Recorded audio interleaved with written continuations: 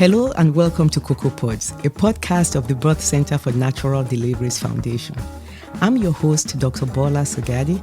I'm a women's healthcare specialist. Today we are fortunate to have with us midwife Ellen Adamo and midwife Kim Holderfield. We will be talking about the issues relating to OBGYN physicians working together with midwives and the issue of delivering a baby at home. Midwife Adamo, one of the things that we see is the inability for a good working relationship between OBGYNs and midwives. Why do you think there's so much friction in us being able to work together to provide the same quality care to women that are pregnant? Just off the cuff, thinking about it, it's just different. It's just different groups. So you've got your OB providers, your OB physicians, and you got midwives over here.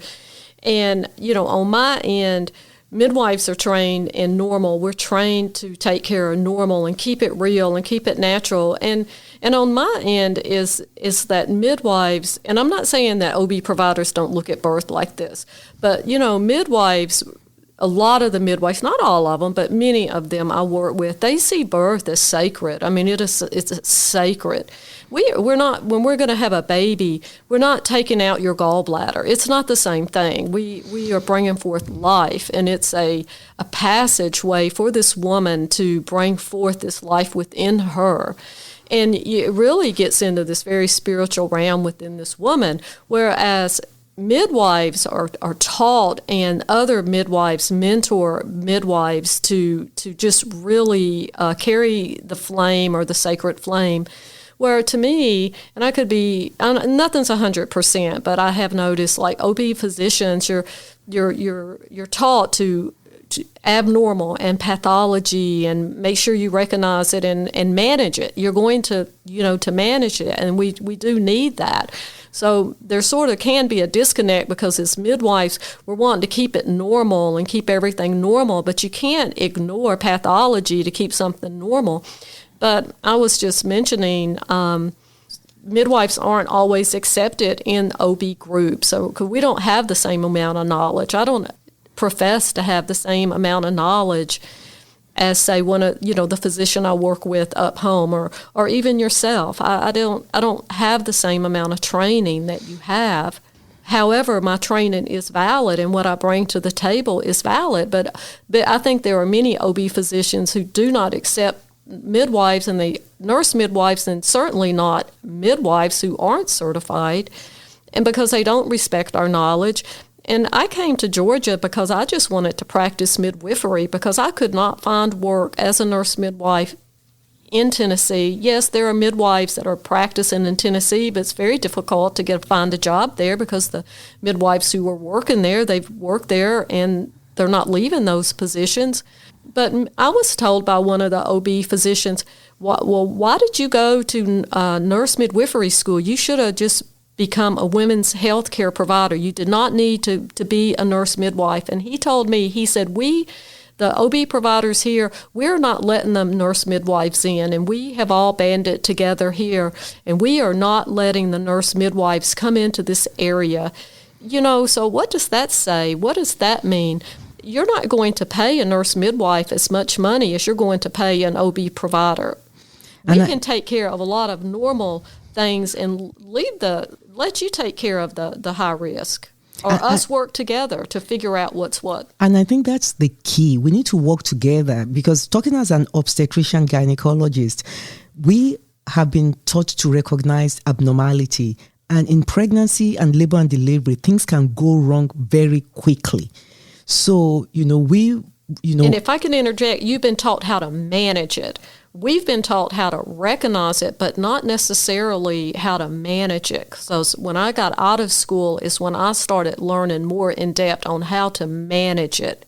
You cannot ignore it. You cannot ignore somebody's high blood pressure. You cannot ignore that she has a severe headache. You cannot ignore obesity. Obesity is a problem. It just causes a whole muck of problems when you're pregnant. And I like the way you say that because I think you're a special kind of midwife, saying that, I treat normal, but I recognize abnormal. And I think that's the fear OBGYNs have had historically with working with midwives, is that when we see abnormal, we have to act quickly and now, because literally the buck stops with us. And I think if there's a continued understanding between OBGYNs and midwives, that midwives know that they're taking care of normal pregnancies in normal healthy women, but that when things change, they recognize early and they refer early. Because the truth is that there are not enough OBGYNs to go around even all the counties in Georgia. Out of the 159 counties in Georgia, only 79 have OBGYNs. So there are not enough OBGYNs to go around. We do need midwives. We need certified midwives. But we need the midwives to always practice, within their scope, and to recognize when things change and give us an early referral so that we can step in and make sure that ultimately we have a good outcome for the mother and baby. And if I could touch on the home birth scene, if you have midwives that are practicing home birth and that need backup by OB providers, and OB providers that do not want to back up the home birth midwives. So home birth midwives are going to practice at home. They are going to. And they are going to provide care. A lot of the women that the home birth midwives take care of, they give good care. They talk about diet. They talk about nutrition. And they can't get OB providers to back them up. And these midwives need to be backed up by OB providers. So when that woman does get sick, or now she's got high blood pressure, or now she's got gestational diabetes, or whatever problem come up, that she's got somebody that she can refer that woman to. And many of the OB providers are reluctant. They do not want anything to do with the home birth midwives, even though there are many women who go to home birth midwives. Yeah, that's true, because in a position statement that was made by the American College of Nurse Midwives about planned home births, they did say that, while more than 98% of women in the United States give birth in hospitals, some families prefer to give birth at home. And I think the issue with the OBGYNs is that, how are the women risk stratified to deliver at home? Have they been really evaluated to be totally low risk women? And then what happens when something goes bad? How is that evaluated? I just think that they aren't able to collaborate with an OB physician because they don't have one. So maybe they don't have the knowledge that they need to really assess what's going on with that woman, and then they don't have anybody to collaborate with because there's not anybody. And I think it all boils down to also the, malpractice environment, because as an OBGYN, I'm thinking, that for a home birth, number one, I'm thinking, has that woman been verified to be a true candidate for a home birth delivery? Number one, that's what I want to know. And then number two, even with all the verification in the world, things can still go wrong unexpectedly and very quickly. Do we have the resources to manage things when they go bad quickly in a home setting, I can't. I don't practice at home, and one of the reasons I haven't practiced and done home birth, I think low-risk women can have a normal natural birth at home. I'm merely making a point that the home birth midwives do not have anybody to collaborate with because of the malpractice situation. That's a whole different topic. I'm not really advocating for home birth. I'm just making another point of there's a disconnect that the midwives to not be supported with the very people that can help her make these decisions, and to say, this is not a home birth candidate. This woman is not a home birth candidate. She does not need to be delivering at home.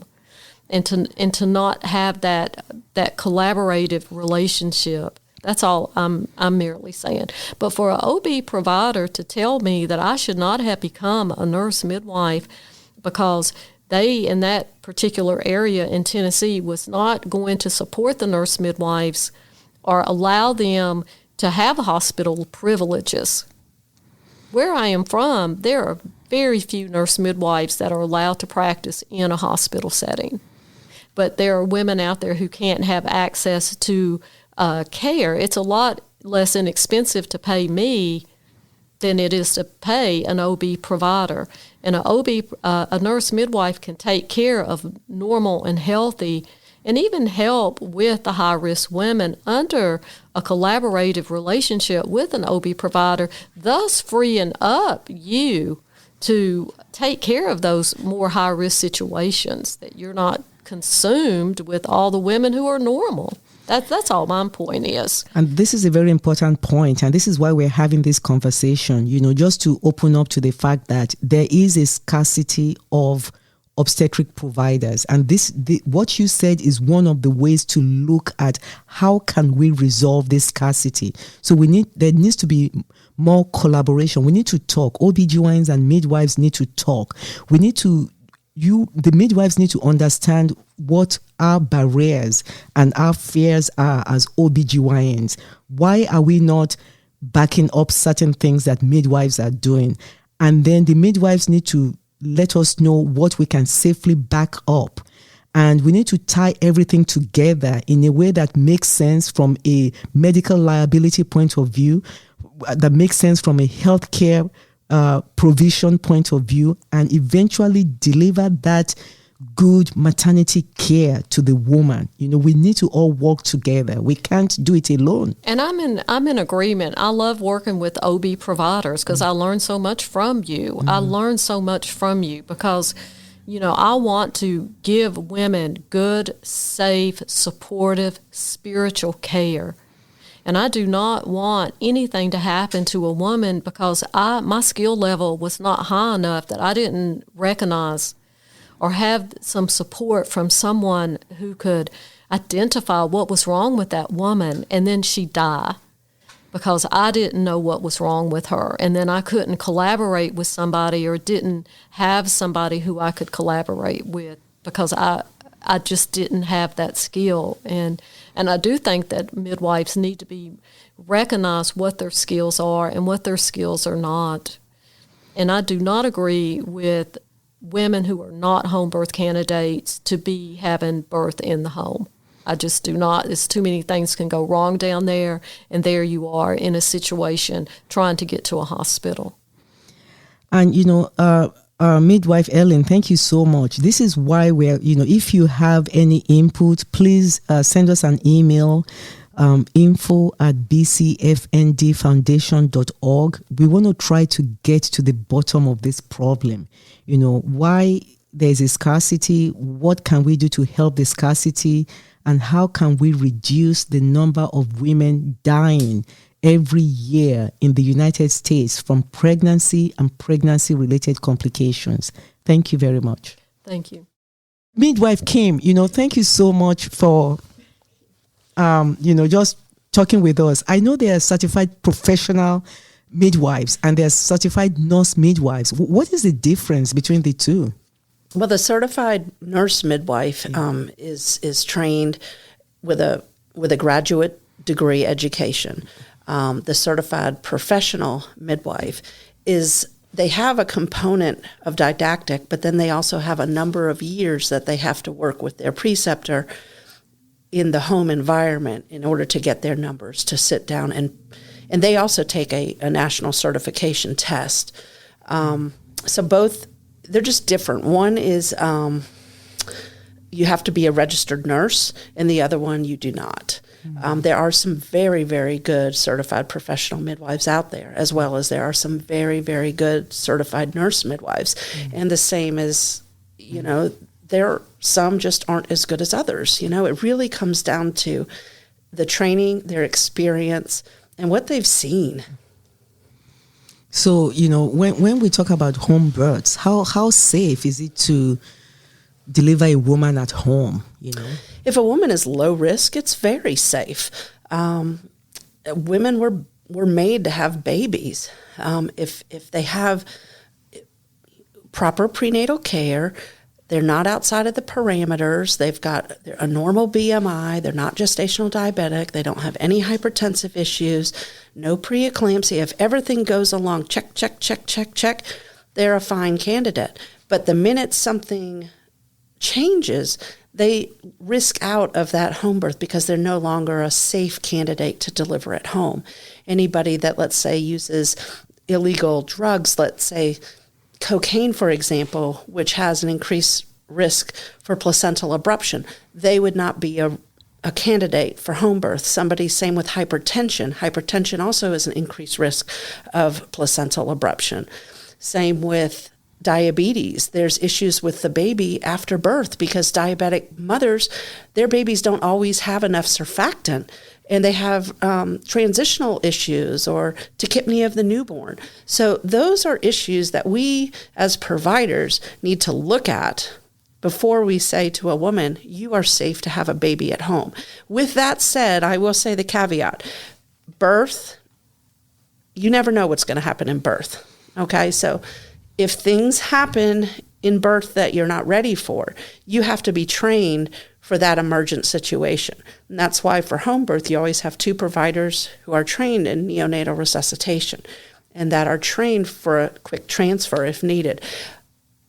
The other thing is to transfer early. So if you're going to be at home and the labor isn't going as you want it to, you transfer early to prevent any issues. Now, me as an OBGYN, in this age of modern obstetrics, I'm finding it difficult to wrap my head around delivering at home, because when things go bad, they go bad very quickly. What if you don't have that time to transfer or to recover from what is going bad and, you have a bad outcome? What if the mother dies or the baby dies because you just couldn't respond quickly Those are enough? assumed risks. Women who home birth, they take that assumed risk. They are basically responsible for their decision to home birth. We as providers are responsible for the risk-benefit ratio of when to tell them you are no longer a candidate. And if you can't, a lot of nurse midwives and certified professional midwives, they really want to help their patient, and they get a little bit blindsided and they forget about, what, this person really isn't a candidate. That's what you have to be careful of. You really want to advocate for that woman, but at the same time, you need to be looking out for her well-being, that she may be blind too. In other words, if she needs to go on a transfer, she needs to go. If she needs to be risked out of pregnancy at home, she needs to be transferred or collaboratively cared with another OB provider. Bad things happen, and sometimes you can't prevent them. So that is an assumed risk. Most home births are very successful. It's those that are the ones you hear about that don't do well are the ones where the risk assessment wasn't done appropriately for the majority of them. But like anything else, you can have a bad outcome in a hospital as well. And statistics show that home birth is safe. So why not support that? But I'm thinking, in 2021, why should a woman assume the risk? I'm thinking as an OBGYN, why assume that risk of delivering at home? And I know there's an issue with access. Some of these women, they just don't have an obstetric provider. But it's not just access. It is the way they are treated in the hospital setting. They want to be treated with dignity and care, and they want to have people respect their body and their decision-making process. So at home, they have those freedoms. In the hospital, they have now become part of the machine. They are given a gown to wear. They are plugged up to an IV. They have, fetal monitors in place. They are put on Pitocin if their labor is slowing up. And we know in natural labor, you can have, early labor can go on for quite a bit of time until it becomes true labor. There's not changes being made. So in a hospital setting, the physician might say, you're not making enough progress, we need to augment. Whereas a woman at home has that chance to relax, get into her own mind, get into her own sort of cave, and she's comfortable there, and she's able to allow her body to do its job. A lot of women feel like when they go to the hospital, they become apprehensive and they close up. So it's not that women shouldn't go to the hospital. Some women feel safer in their own homes. Does that make sense? Well, it kind of makes sense, but I've been a physician for 31 years and I've delivered a lot of babies, and I've seen, apparently normal pregnancies go bad. I've always delivered in a hospital setting or a birthing center setting, and I've seen deliveries that were risk stratified to be low risk pregnancies. Something happens at delivery, and most of the time I'm thinking, thank God I'm in a hospital setting, I can react to this very quickly. And not to discount your views on home births, but I just, as an OBGYN, cannot wrap my head around in 2021 trying to deliver a baby at home, because even after you stratified all the risks and you say this is a low risk pregnancy, and the woman has assumed the risk that I'm delivering at home, there are some inherent risks to delivering at home. Even then, nobody wants a bad outcome, and things can happen in even the most perfect pregnancy. It's not common, it's rare, but things can happen. But I think women want their voice heard. They want to assume that risk. There's a lot of women, they want that. They want to be at home. For them, it is riskier to go to the hospital. That is their perception, because they know that they won't be treated the same way in a hospital versus at home. Now, statistically, low risk, it's safe. I'm not saying I'm a huge proponent of home birth. I'm just sharing the information of why women choose it. They choose it because they are in control in their home. When they're in the hospital, they lose that control. They're not really able to advocate as well as they can at home. Wow, this has been great discussion. We are definitely going to bring back certified nurse midwife Kim Holderfield to help us understand some of these issues about home births and why women choose what they choose to do. Again, if you have any comments or information that you'd like to share, or any questions about, this discussion on home births from our rural birthing center in Forsyth, Georgia, please send us an email at info@bcfndfoundation.org. Thank you very much.